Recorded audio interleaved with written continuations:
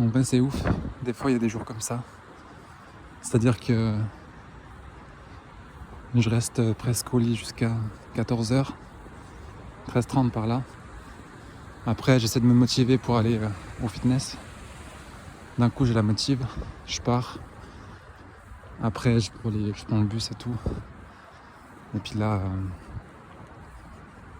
commence à y avoir des bouchons, enfin, tout qui ne va pas forcément dans l'ordre. Des trucs un peu qui couaquent. Il y a du monde dans le bus, beaucoup de monde. Les gens sont debout pour la plupart. Et là, franchement, je me rends compte que ouais, non, en fait...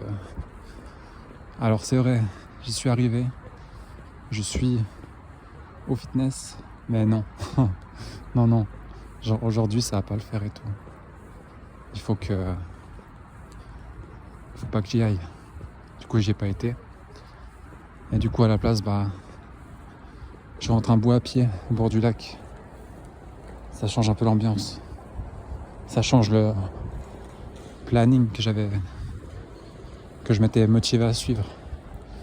Mais des fois, il y a des jours comme ça où, genre, ça va pas forcément au top, physiquement, mentalement, et du coup, faut pas hésiter, genre, à pas vouloir aller plus loin, quoi. Faut pas hésiter à rebrousser chemin, au pire. C'est aussi une façon d'avancer, et encore mieux se connaître.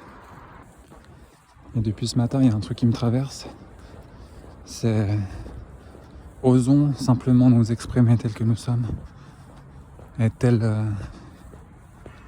en fonction de ce qu'on vit.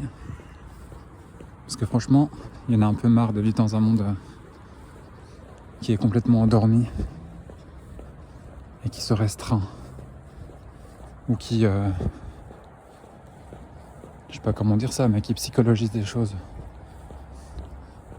Soyons tout simplement naturels et incarnons-nous justement dans le naturel en fait, de qui nous sommes, de ce qu'on ressent, là maintenant à l'instant.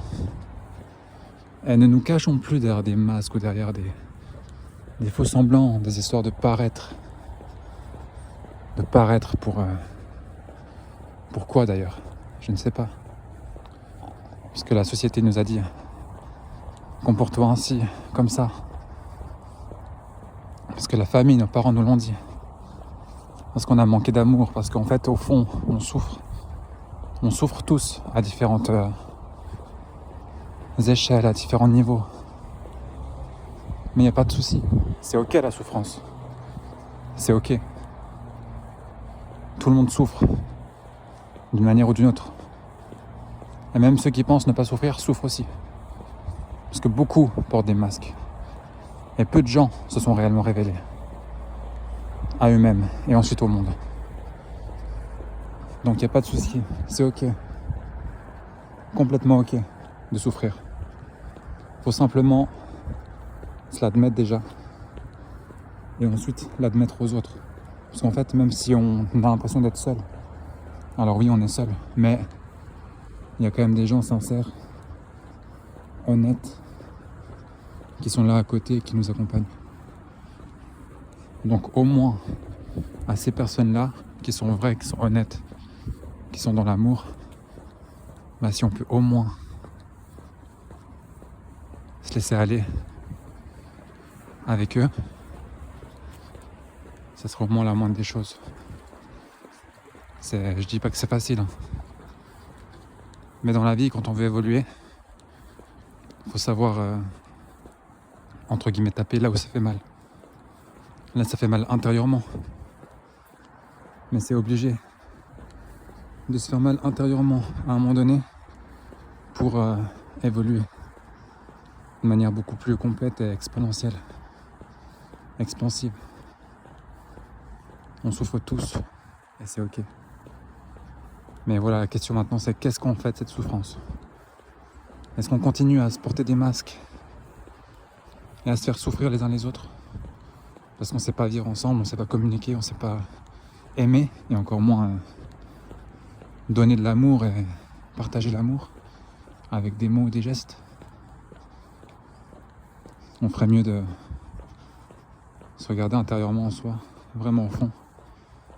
Et déjà d'accepter qu'on manque d'amour et accepter aussi le fait de s'en donner soi-même. Et surtout de croire que c'est possible.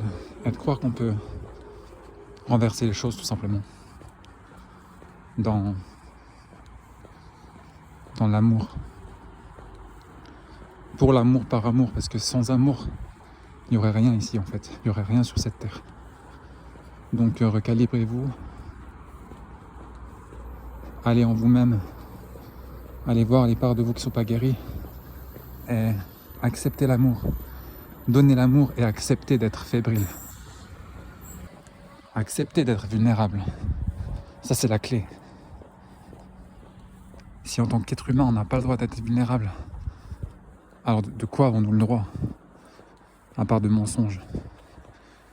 Et d'une vie de mensonges et de masques. C'est la moindre des choses. La vulnérabilité, c'est la moindre des choses. C'est la base, en fait. C'est la vérité, en fait.